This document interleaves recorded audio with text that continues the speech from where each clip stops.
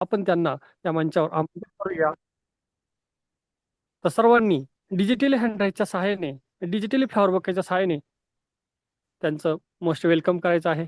So please welcome great leader, great मार्गदर्शक, lady Singham. So Sushila Tupe madam, please welcome madam. Thank you Anap sir. खूप सुंदर welcome madam. पद्धतीने आपण मला वेलकम केलं त्याबद्दल खूप खूप धन्यवाद. माझं नाव सुशीला दत्तात्रय तुपे. माझे मिस्टर दत्तात्रय चंद्रकांत तुपे. आम्ही दोघं मिळून आपल्या सर्वांचे साईबाबांच्या पावनभूमीत आणि लोणी गावात सहर्ष स्वागत करते.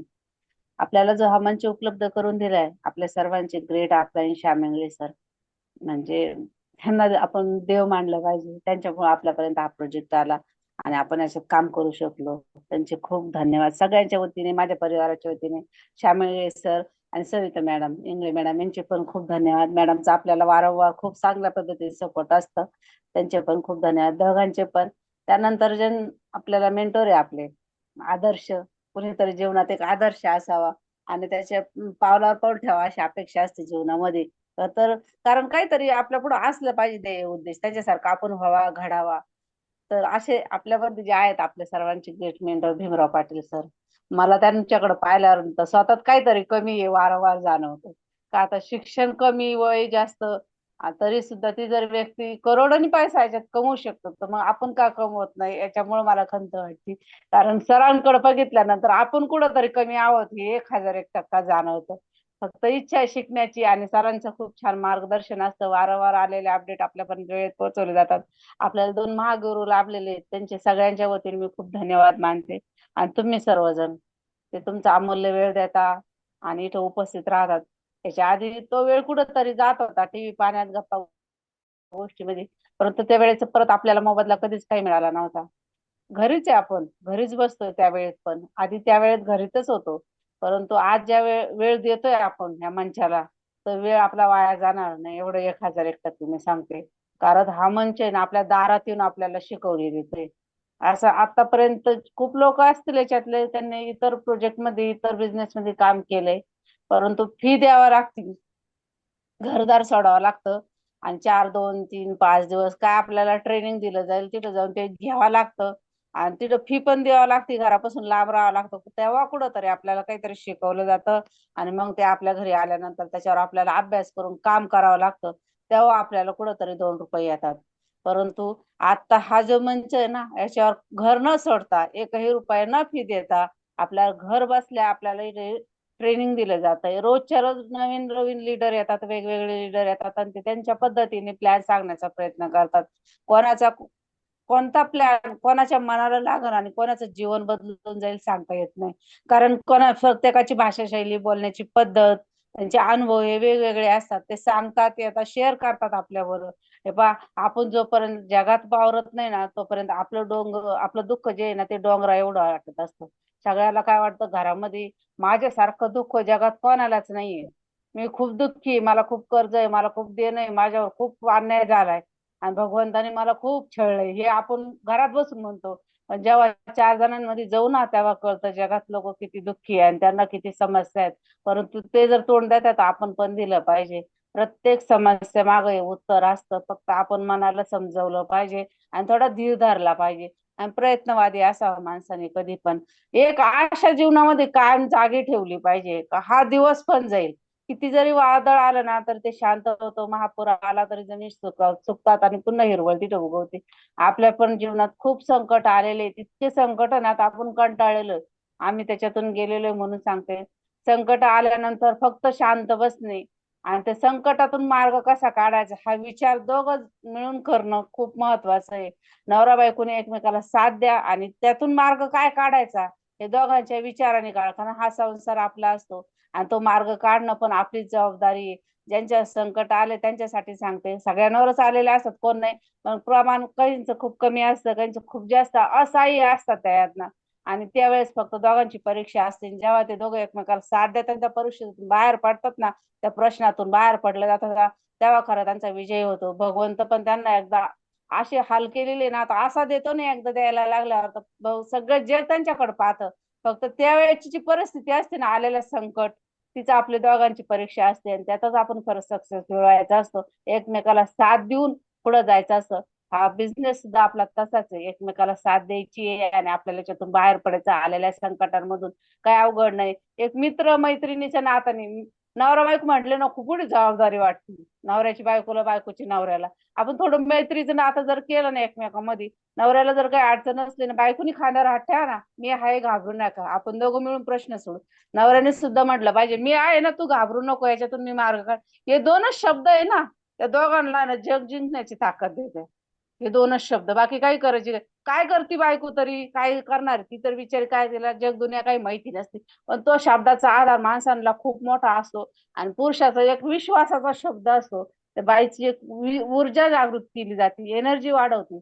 अशाच पद्धतीने आपल्या टीम मध्ये सुद्धा आपल्याला ऊर्जा जागृत ठेवायची आहे. सगळ्यांना काही ना काय होतं, नवीन प्रोजेक्ट मध्ये आले, त्यांनी प्लॅन सांगायला गेले, लगेच त्यांची एनर्जी डाऊन. समोरचे 5-10 जण नाही म्हटले ना, ते लगेच डाऊन होऊन जातात. हा बिझनेस आपल्या लायकीचा नाही, आपण काय करू शकत नाही, ही भाषा त्यांच्या तोंडातून नकळत निघून जाते. 10 लोक नाही म्हटले, जगात 10च लोक होते का शिल्लक राहिलेले? किती करोडोंची जनता आहे. मग ते 10 नाही म्हटले ना, तर भगवंताने पण विचार केलेला आहे, आपण एवढा त्रास काढलाय, आता भेटतील ते चांगले भेटले पाहिजे. येडे गबाळे कोणी पण नको आपल्याला. आता आपल्याला सिलेक्टेड लोक, आर्मी, मिलिटरी, पोलीस भरती सिलेक्टेड लोक भरले जातात ना. मग आपल्याला पण चांगले माणसं भेटावं म्हणून भगवंतानी त्यांना कदाचित बुद्धी दिलेली असेल, त्यांना नाही म्हणा. असं समजायचं, एक स्वतःला मनाला समजून सांगता आलं पाहिजे. विचारांना फुल स्टॉप लावता आला पाहिजे. निगेटिव्ह विचार जर आले ना, त्यावेळेस पुढं फुल स्टॉप लावायचा, हे आपल्या हातात आहे. आपण काय करतोय, विचारांमध्ये एवढं वाद जातो ना, जे कधीच जीवनात घडणार नाही त्याचा एवढा मोठा डोंगर करतो का बस आपण. पण घडलेली गोष्ट इतकी छोटी असते ना, तर तिचा जर विचार आपण केला ना, तर तिला आपण इतकं महत्व देतो, इतकं महत्व देतो. एवढीशी वस्तू पण ती अति मोठी होऊन जाते. पण आपण तिला किती महत्व द्यायचं, तिचा किती त्रास करून घ्यायचा आपल्या जीवनात, हे आपल्या हातात असतं. त्याच पद्धतीने आता बिझनेस मध्ये आल्यानंतर 10 लोक नाही म्हणतील, 100 लोक नाही म्हणतील, 101 वा माणूस जेव्हा हा म्हणून ना, तोच लीडर आपल्याला, एक माणूस आपल्याला करोडपती करू शकतो. फक्त त्याच्याकडून आपल्याला काम करून घेता आलं पाहिजे. आपण जर लीडर झालोय ना, आता आपल्याला आपली टीम पण कशी, त्यांच्याकडून कसं काम करून घ्यायचं हे इथंच शिकायला मिळतं. दुसरीकडे कुठंच मिळणार नाही.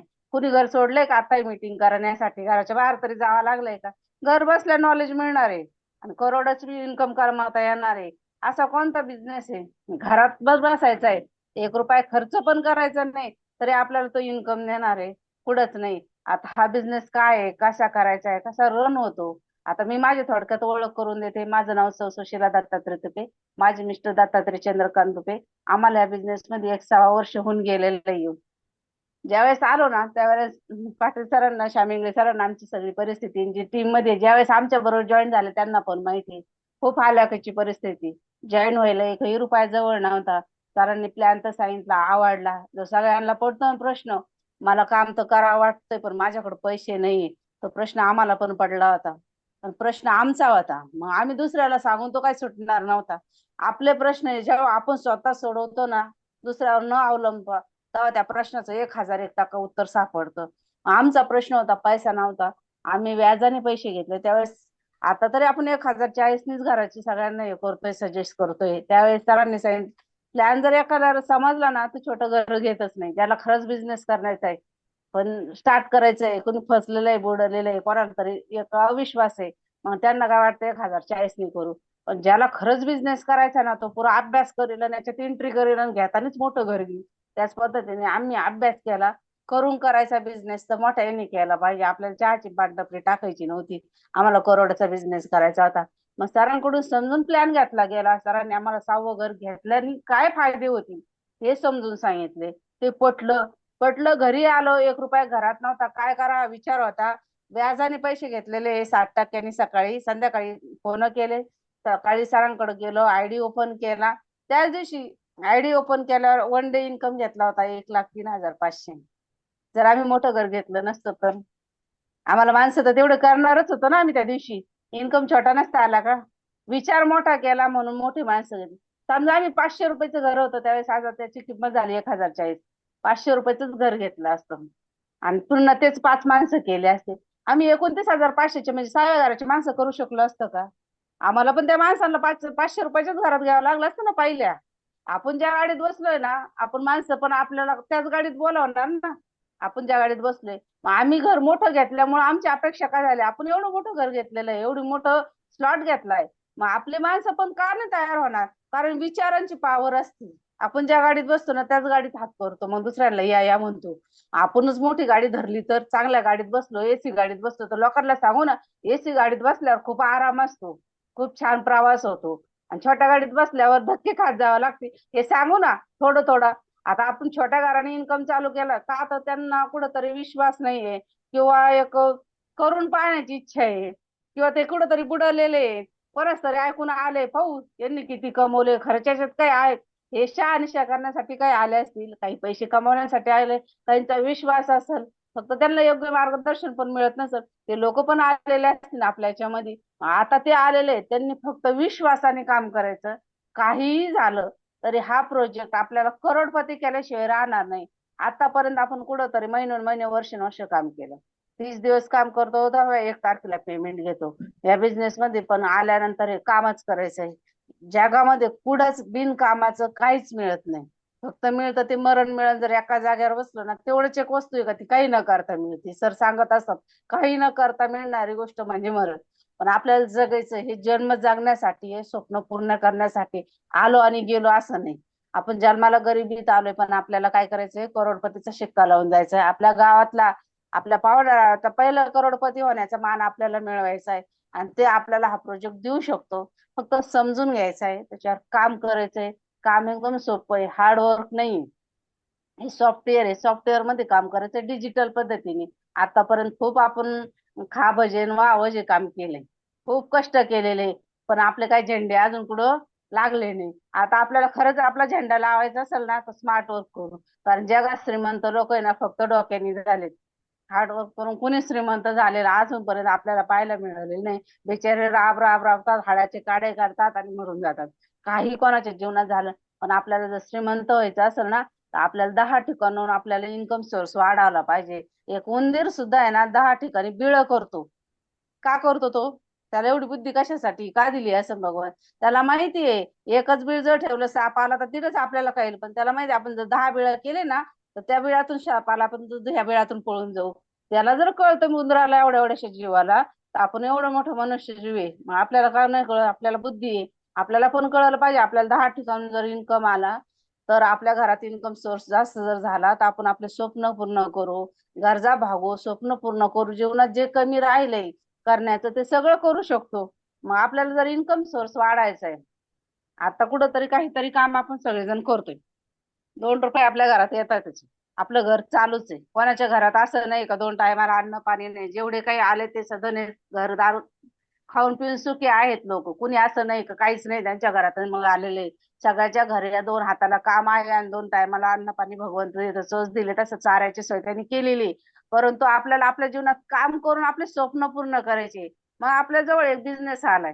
आता कोणाजवळ एक व्यक्ती गेलाय बिझनेस घेऊन, त्यांनी कमीत कमी ऐकण्याची कॅपॅसिटी ठेवा. अशा व्यक्तीकडे जा. कारण काहींची प्रवृत्ती काय असते, एखाद्याला नाही मानण्यात त्याला असं वाटतं ना, मी लय मोठं काम केलं, असं त्याचा स्वतःचा एक ग्रह असतो. पण नाही मानणाऱ्यांमध्ये आम्ही पण होतो. बिटकॉइन जेव्हा आमच्या दारात आला ना, त्यावेळेस आम्ही पण, आमचा म्हणतात ना, अति हुशारी असते माणसाच्या अंगात. काही न शहानिशा करता, काही न अभ्यास करता, नाही म्हणायचं असतं स्वतःला, फक्त मी हुशार माणूस आहे हे दाखवायचं पण असतं. आणि एक अहंकार असतो, माझ्याकडे ऑलरेडी आहे सगळं, मला काही गरज नाही. पण परिस्थिती बदलती. त्यावेळेस आमच्याकडे बिटकॉइन आला, त्यावेळेस खूप सदन होतो.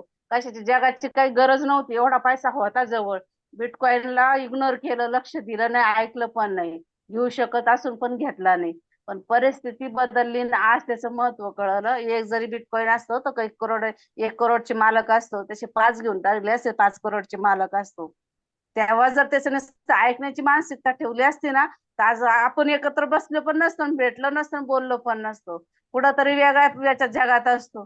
परंतु ऐकलं नाही ना, स्वतःचा अनुभव सांगण्यात मला म्हणजे, जी चूक आम्ही केली ती करू नये एवढीच अपेक्षा आहे. कारण एकाने भोगलंय ना, त्याच्या अनुभवावरून दुसऱ्यांनी तरी शिकावा. तर प्रत्येक गोष्टीचा अनुभव घेत बसायला एवढं आयुष्यमान आपल्याकडे शिल्लक नाही. आणि आपले सगळे समजदार वयस्कर माणसं आहेत. आता आपलं वय एवढं गेलंय का, काही थोडे थोडे कालावधी राहिला, तेवढ्यात आपल्याला जग जिंकायचंय. आपले स्वप्न पूर्ण करायचे.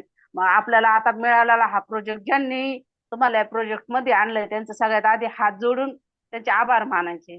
कारण एवढ्या छोट्या अमाऊंट मध्ये एक बिझनेस कुठंच नाही जगामध्ये पाहायला भेटणार, आणि एवढं इन्स्टंट पेमेंट मिळणारा बिझनेस कुठंच नाही. कोणाचं तरी हाताखाली काम केलं ना महिनाभर करून तो 1 तारखेला पेमेंट देतो, पण तो देईल तेवढंच आपल्याला घ्यावं लागतं. इथं तुम्ही आज जर ठरवलं ना मला 1 लाख कमवायचे, 2 लाख कमवायचे, तर कमवू शकतात. असे आम्ही कैक वेळा घेतलेत. सर आज सगळे म्हणजे भरपूर लीडर लोक आहेत ज्यांनी साक्षी आम्हाला, आम्ही घेतलेले 1 लाख, 1.5 लाख, पावणे दोन, 2, 2.25 लाखापर्यंत वन डे पेमेंट याच्यातून घेतले. याला आम्ही स्वतः म्हणजे गवाही आहे का, ही घेतले गेलेले आहेत, मग सगळे घेऊ शकतात. कुणीतरी घेऊ शकतं ना, तर आपण पण घेऊ शकतो. आपण दुसऱ्याच फक्त बसत होतो, ते पार एवढे वरती गेले, त्यांचं नशीब लय चांगलं आहे, त्यांचे स्टार चांगले होते, असं काय नसतं. प्रयत्न जो करतो ना त्याला सगळं काही मिळतं. त्याच्यापेक्षा जास्त इन्कम घेणारे लोक आपल्यामध्ये आहेत. श्याम इंगळे सर आहे, पाटील सर आहे, मकरंद गोस्वामी सर सारखे, म्हणजे यांनी खूप छान इन्कम घेतलेला आहे. मग आपण का नाही घेऊ शकत? फक्त ते शिकतात एवढं मात्र खरं आहे. ते अभ्यासू प्रवृत्तीचे, ते लक्ष देतात, त्याला त्यांचं ते फॉलोअप मध्ये आहे. काय चालू आहे, कसं चालू आहे, आपण तिथं कमी पडतोय म्हणून माग आहे. एवढं आपण स्वतःला स्वीकारलं पाहिजे. आपल्या त्यांच्या बरोबर जायचं असेल, चालायचं असेल, तर त्यांच्यासारखं काम करावं लागल. आपल्याला करोडपती व्हायला कुणीच थांबवणार नाही. आता या प्रोजेक्ट मध्ये एंट्री करायची आहे आपल्याला. एक व्यक्ती आलाय आपल्याकडे प्रोजेक्ट घेऊन, आपल्याला प्लॅन सांगितलाय. प्लॅन एकदम सुंदर आहे, आवडलाय आपल्याला. एंट्री करणं सगळ्यात महत्वाचं आहे. समजला तरी एंट्री करायची, नाही समजले तरी एंट्री करायची, कारण समजेपर्यंत 1 लाख कमवलेला माणसं आहे आम्ही पण आहे त्याच्यात. म्हणजे असा हा प्रोजेक्ट आहे. आता एंट्री करायची, नाही तर मग गेल्यानंतर काय म्हणलं जातं, मी काय करतो, 2 माणसं बघतो आणि मग जॉईन करतो. हा जेव्हा व्यक्तीला उत्तर येईल ना एखाद्या आपल्या गेल्यानंतर कोणाबरोबर, तर तिथं उत्तर आपल्याला पण देता आलं पाहिजे. सर आता तुम्ही 2 व्यक्ती पाहायला जॉईन होत आहे ना, तर मग तुमच्या घरी समजा पाहुणे बोलवायचे आणि तुम्हाला घरच नाही, तुम्ही जर रस्त्यावर राहता, मग तुम्ही पाहुणे कोणाच्या घरात बोलवता? हे आपण उत्तर दिलं पाहिजे. लोकांना जागृत केलं पाहिजे याच्यात आणण्यामध्ये, कारण ते ना कारण देऊन टाळतात आपल्याला. मग त्यावेळेस आपल्याला सांगितलं पाहिजे, पाहुणे बोलवायचे असले तर आपल्याला आपल्याच घरात बोलावं लागतात, दुसऱ्याच्या घरात बोलावता येते नाही. मग तुम्ही ह्या प्रोजेक्ट मध्ये इंटरेस्ट नाही केली आणि दुसऱ्यांना बोलवायला गेले, तर तुम्ही काय सांगणार आहे? तुमचा एंट्री नसल्यावर तुम्ही दुसऱ्याला एवढ्या विश्वासाने, आत्मविश्वासाने प्लॅन सांगू शकत नाही. सगळ्यात महत्वाची आपली एंट्री करायची. आता हा डिजिटल प्रोजेक्ट आहे, सॉफ्टवेअर मध्ये चालतं. मेटावेल या प्रोजेक्टचं नाव आहे. 29 जून 2022 ला हा रशियातून रन झालेला प्रोजेक्ट आहे. मिस्टर लाडो सरांनी हा प्रोजेक्ट बनवलेला आहे. त्यांना मिस्टर लाडो सरांचे आपण सगळेजण मिळून खूप धन्यवाद मानू, कारण त्यांच्यामुळे आपल्याला हा प्रोजेक्ट मिळाला आणि पैसे कमवण्याची संधी मिळाली. मिस्टर लाडो सरांना मायक्रोसॉफ्ट कंपनी 14 वर्षाचा आणि ब्लॉकचेन 13 वर्षाचा काम केल्याचा अनुभव आहे. त्यांचे आपण सगळ्यांच्या वतीने धन्यवाद मान. Next sir. आतापर्यंत आपण ज्या सिस्टीम मध्ये काम केलं ना, ती सिस्टीम काय होती? Centralise system. सेंट्रलाइज म्हणजे तिथं कंपनी होती, एमडी होता, CMD, office, product, admin, closing आणि बँक अकाउंट, एवढं सगळं होतं. आणि तिथं केवायसी होतं, बँक अकाउंट होतं. तिथं आपल्याला ते देतील ते पेमेंट घ्यावं लागत होतं. ते 20,000 देऊ, 30,000 देऊ, ते देतील ते घेऊन आपण आपल्या गरजा भागवल्या. आपले स्वप्न पूर्ण नाही झाले, परंतु आपल्याला स्वप्न पूर्ण करायचे तर ते कशात करू शकतो? डिसेंट्रलाइज मध्ये. तिथं काय असतं डिसेंट्रलाइज मध्ये? Ecosystem creator, no office, no product, no no admin, no closing आणि नो बँक अकाउंट. इथं बँक अकाउंट नाही, सगळ्यात प्लस पॉईंट आहे. लोक फसले, बुडाले, कुणी कारण सांगतात आम्ही खूप फसले बुडालं. कुठं फसले हे आपण त्यांना सांगितलं पाहिजे. कोणीतरी व्यक्ती आले, त्यांनी तुम्हाला प्रोजेक्ट प्लॅन काय दिला असेल त्यात तुम्ही एंट्री केली, तिथं तुम्ही कोणाच तरी अकाउंटला पैसे टाकले आणि तो व्यक्ती पळून गेला. त्या सिस्टीम मध्ये केवायसी पण नाही आणि बँक अकाउंट पण नाही, म्हणजे तुमची इथं काय फसवणूक होणार नाही. हा सगळ्यात महत्वाचा प्लस म्हणजे केवायसी पण द्यायची नाही. आणि आपल्याला पाहिजे तेवढं पेमेंट आपण घेऊ शकतो. इन्स्टंट आहे, इथं पेमेंट होल्ड नाहीये. लॉग इन केल्या केल्या त्या सेकंडला वॅलेटला पेमेंट आलेलं असतं. एवढं आपण सांगायचंय समजा. नेक्स्ट. आता हा प्रोजेक्ट आहे ना, कशात आहे तर ब्लॉकचेन मध्ये. आता ही ब्लॉकचेन टेक्नॉलॉजी काय आहे? आपल्याला हे माहिती पाहिजे. ब्लॉकचेन टेक्नॉलॉजी म्हणजे काय? असंख्य सॉफ्टवेअरचा संच असतो, तो लेझर टेक्नॉलॉजीने एका चेन सिस्टीम मध्ये हॅश पद्धतीने एकमेकाला कनेक्ट केलेला असतो. त्याला एडिट करता येत नाही, डिलीट करता येत नाही, फेरफार करता येत नाही. इथले व्यवहार अतिशय पारदर्शी असतात. ही डिजिटल खतावणी. पहिले म्हणून जे हाताने लय जे खाडाखोड करायचे, 1,000चे 10,000 करीत होते, केलेले करीत होते. परंतु ही डिजिटल खतावणी तर कोणत्याही प्रकारचा फेरफार करता येत नाही. आता ही टेक्नॉलॉजी याच्या आधी कुठं वापरली गेलेली आहे का हे थोडंसं माहिती राहिली असली ना तर काम करायला म्हणजे. तर ही 2009-10 ला बिटकॉइन आला होता. बिटकॉइन सुद्धा ब्लॉक चेनवर होता. तो आला तेव्हा 6 पैशाला होता. आपल्या भारताने बॅन केला, अमेरिकेने बॅन केला. आपल्याला नको होती ती करन्सी. आपल्याला आपला रुपया मोठा वाटायचा, त्याचा डॉलर मोठा वाटायचा. दोन्हींनी नाही स्वीकारला, पण इतर देशांमध्ये तो स्वीकारला गेला. तिकडे देवाणघेवाण होत राहिली. 6 पैशाची वस्तू आज 1 करोड रुपये क्रॉस करून गेली. एवढं जरी आपल्याला नॉलेज असलं ना आपण त्यांना समजून सांगू शकतो. आणि अजून याच्याविषयी माहिती पाहिजे ना आपल्याला गुगलवर जायचं सर्च करायचं. तिथं सगळं गुगल बाबा आपल्याला सगळी काही माहिती देतो. म्हणजे अतिशय सोपे आणि पारदर्शक व्यवहार आहे या बिझनेस मध्ये. आता आपल्याला प्रोजेक्ट मध्ये एंट्री केली, प्लॅन आवडला, आयडी ओपन करायचा आहे, त्यावेळेस हे 3 व्हॅलेट जे समोर दिसत आहेत, ट्रस्ट वॅलेट, टोकन पॉकेट किंवा मेटामास्क, हे डिसेंट्रलाइज वॅलेट आहे. याच्यातलं एक वॅलेट आपल्या प्ले स्टोअर वर जाऊन ती आपण हे ऍप घ्यायची, ओपन करायचं वॅलेट, आणि त्यात आपल्याला 12 अंकी की येतो. आता तो 12 अंकी की आल्यानंतर ज्याचा आयडी ओपन होतोय, आपण गेलोय दुसऱ्या व्यक्तीकडं, त्यांना प्लॅन दिला, ते आयडी ओपन करताय, त्यावेळेस ज्यांचा आयडी ओपन होतं त्याच व्यक्तीला वही पेन घेऊन त्यांच्याच हाताने ते लिहायला लावायचे. त्याचे फोटो काढायचे नाही, स्क्रीनशॉट निघतच नाही. त्यांना लिहून घ्यायला लावायचे, त्याचं लॅमिनेशन करायला, झेरॉक्स काढायचे, लॅमिनेशन करायचं, महत्वाचे डॉक्युमेंट ठेवतात त्या ठिकाणी ते ठेवून द्यायचे. घरातल्या विश्वासू व्यक्तींना ते सांगायचे कशाच्या की हे कशासाठी वापरायचे. उद्या आपला मोबाईल फुटला, चोरी गेला किंवा आपण फोन बदलला तर या की दुसऱ्या मोबाईल मध्ये ओपन करण्यासाठी, हा वॅलेट ओपन करण्यासाठी या की लागणार आहेत. विश्वासू व्यक्तींना सांगायचे. कोणीच कोणाचे फोटो काढायचे नाही, ते अतिशय पारदर्शकता व्यवहारामध्ये ठेवायचे. कोणाचे कोणी चोरू नये त्याच्यासाठी की कोणी कोणाच्या घ्यायच्या नाहीत. Next sir. आता आपल्या समोर आहे ना, हा प्रोजेक्ट बंद का नाही पाडणार आहे, काही कारण दिलेली आहेत. 100% हा पैसा आहे ना आपल्या कम्युनिटीमध्ये वाटला जातो. जी आपली टीम बनवलेली असते त्या टीम मध्ये पैसा हा वाटला जातो. ब्लॉकचेन डिसेंट्रलाइज प्रोजेक्ट आहे. No ROI system. म्हणजे इथे 1 लाखाचे 2 लाख करून मिळत नाही, 2 लाखाचे 4 लाख करून मिळत नाही. प्रोजेक्ट जर चालला तरच क्रिएटरला पैसा जाणार आहे. म्हणजे खाली आपण जी टीम आहे मिस्टर राठोड सरांची, आपण काम करतोय, आपलं जे रिसायकल त्यांना जाणार आहे. मग ऑटोनी जर त्यांना पैसा जाणार आहे तर हा प्रोजेक्ट बंद नाही पाडणार. बिझनेस करण्यासाठी नाही आवश्यक अँड्रॉइड फोन आहे जो सगळ्यांकडे आहे.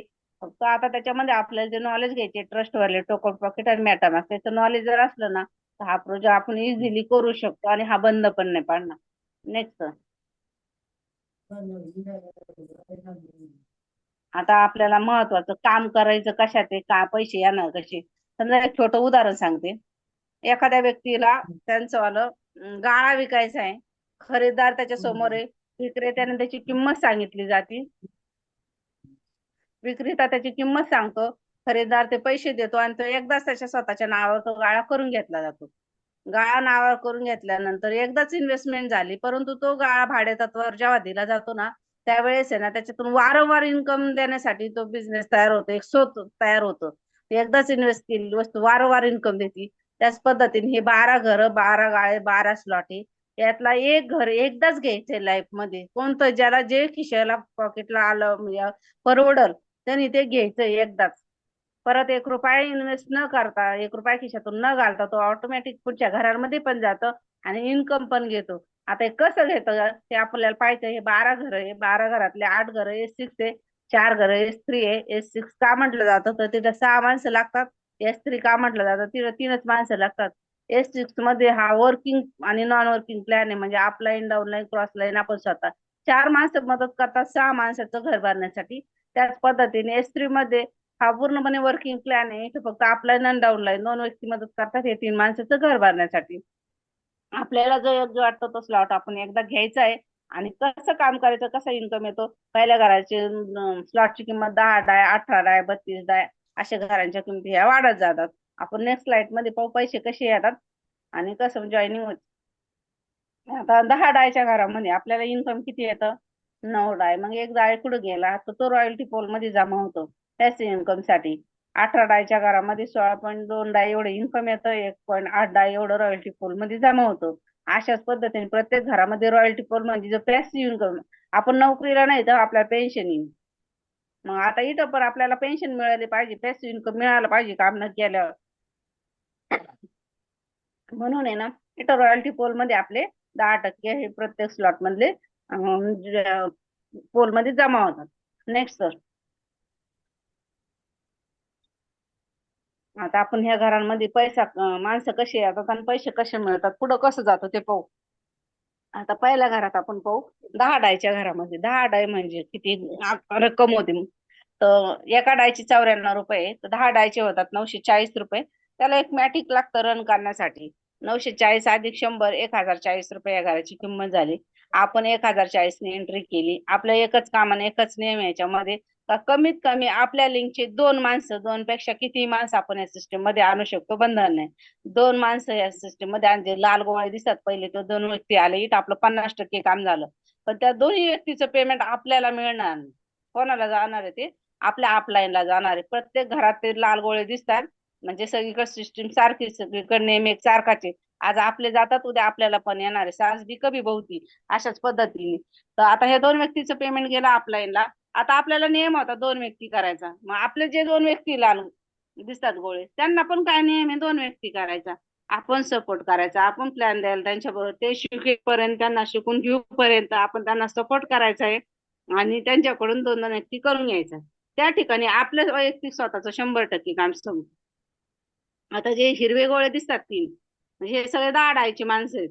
आता 3 दिसतात म्हणजे आपल्याला किती? 10 डाय, 10 डाय, 10 डाय, असे 30 डाय येणार आहे. 6वा व्यक्ती येतो, ते रिसायकल होतं, up line, cross line, down line, कोणालाही ती पेमेंट जाऊ शकतं. पण पुढच्या घरात जायचंय.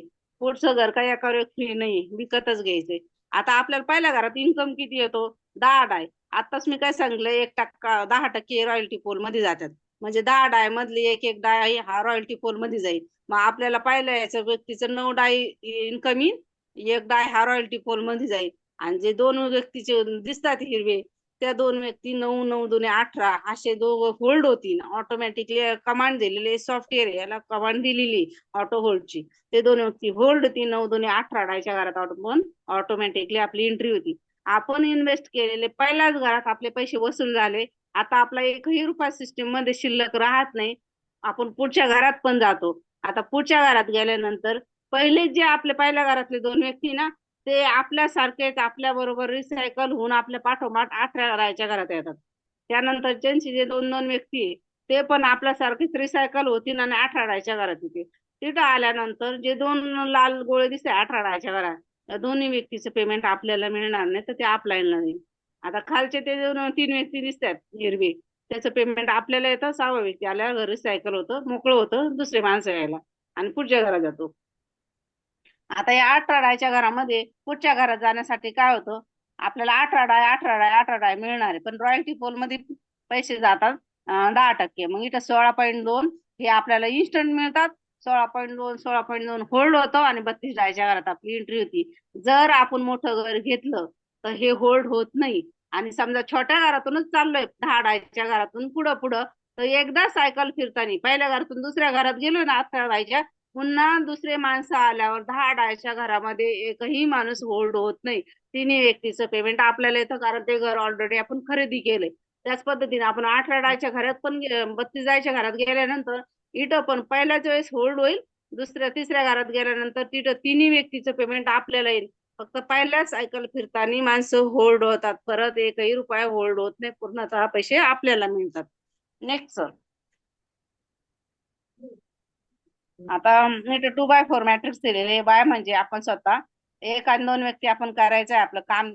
सिस्टीमने सांगितलं त्या पद्धतीने 1 आणि 2 व्यक्ती केला, त्या 2 व्यक्तीचं पेमेंट आपल्याला नाही मिळतं, आपल्या अपलाईनला जातं. त्यानंतर 1 व्यक्तीकडून 3 आणि 4 व्यक्ती करून घेतला, 2 व्यक्तीकडून 5 आणि 6 व्यक्ती करून घेतला, तर आपल्याला इन्कम किती येतं? 3 4 आणि 5 व्यक्तीचं पेमेंट आपल्याला येतं. 6वा व्यक्ती रिसायकल करता, अपलाईन क्रॉस लाईन डाऊन कोणाला पेमेंट जातं? आता या 3 व्यक्तीचं पेमेंट आपल्याला आलं म्हणजे 10 डायच्या घरातून, तर 9 त्रिक 27 डाय आपल्याला इन्कम येतं.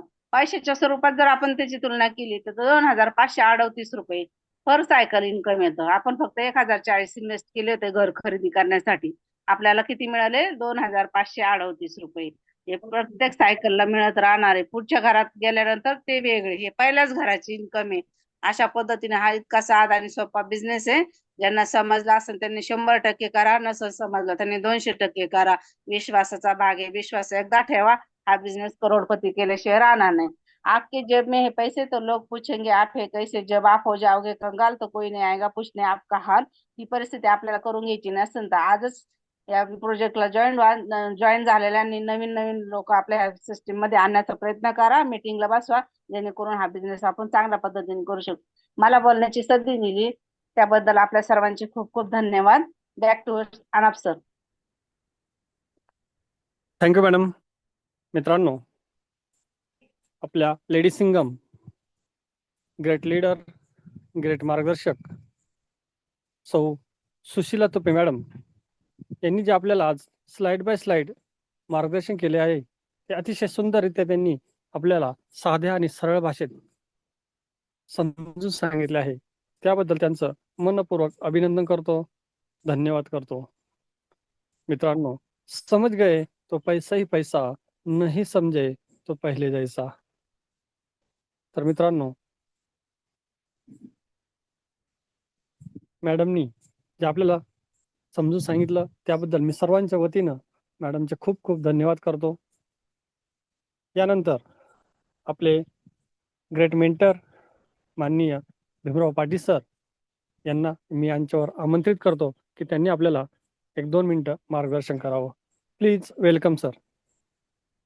थँक्यू. आवाज येतो सर? Yes sir, welcome. तर आज जे आपल्याला तुपे मॅडमनी जे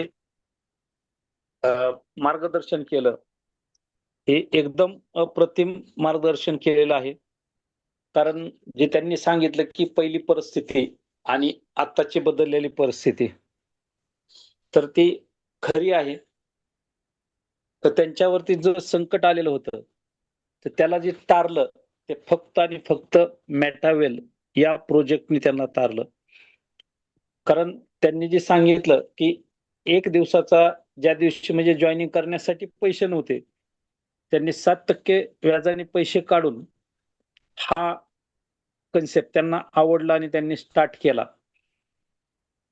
तर त्या ह्याच्यातून त्यांनी एका दिवसाचा इन्कम 1,03,500 रुपये घेतला आणि टोटली त्यांचा 6 महिन्याचा इन्कम 25 लाख रुपये इन्कम होता. आणि त्यांनी त्या इन्कम मधून स्वतःची Baleno car, new brand Baleno car Sangamner showroom मधून त्यांनी परचेस केली आहे. ही सत्यता आहे. कारण त्याच्यासाठी ह्या झूम मीटिंग मध्ये आलेले बरेचसे लोक गाडी आणण्यासाठी होते. तर हे जे प्रत्येक